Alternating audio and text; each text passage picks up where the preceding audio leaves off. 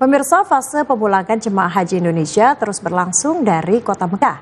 Di tengah padatnya pergerakan jemaah menuju tanah air.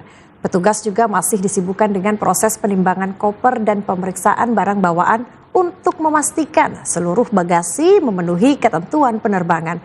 Dan informasi selengkapnya terkait persiapan pemulangan jemaah akan disampaikan langsung oleh rekan kami Putri Anggia yang berada di Mekah, Arab Saudi. Putri, bisa diceritakan seperti apa persiapan jemaah yang hari ini akan kembali ke tanah air? Ya, Assalamualaikum warahmatullahi wabarakatuh, Cica dan juga pemirsa. Jadi jika beberapa waktu lalu fokus jemaah tertuju pada rangkaian ibadah di Aramusna, kini aktivitas beralih ke proses kepulangan.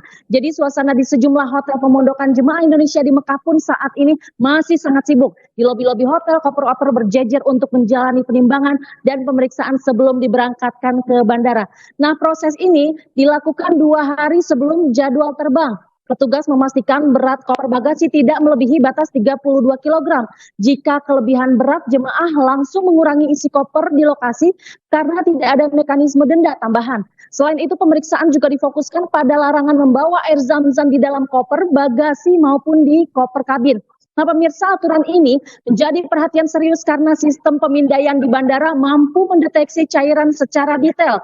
Koper yang terindikasi membawa air zam-zam akan dibongkar untuk pemeriksaan lebih lanjut.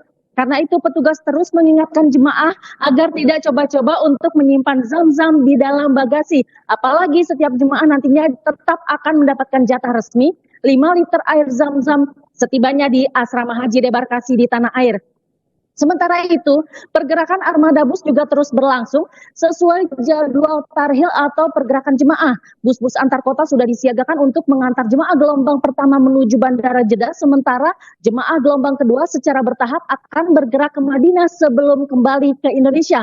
Untuk jemaah lansia dan risiko tinggi, petugas memberikan pendampingan khusus sejak proses check-out hotel hingga ke kendaraan. Selain urusan logistik, ada lagi nih satu ibadah yang masih dituntaskan banyak jemaah di Mekah sebelum meninggalkan kota ini, yakni tawaf wada ataupun tawaf perpisahan. Sejak pagi hingga malam, arus jemaah menuju Masjidil Haram terus ramai oleh jemaah yang ingin menyelesaikan ibadah terakhir mereka di Tanah Suci.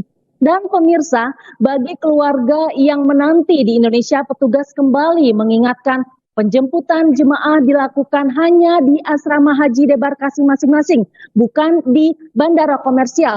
Sementara bagi jemaah sendiri, paspor, dokumen kesehatan, serta tas paspor wajib tetap dibawa secara langsung dan tidak dimasukkan ke dalam koper bagasi agar proses kepulangan berjalan lancar hingga tiba kembali di kampung halaman. Demikian yang dapat saya laporkan dari Mekah Al Mukarramah. Kita kembali ke studio Cica.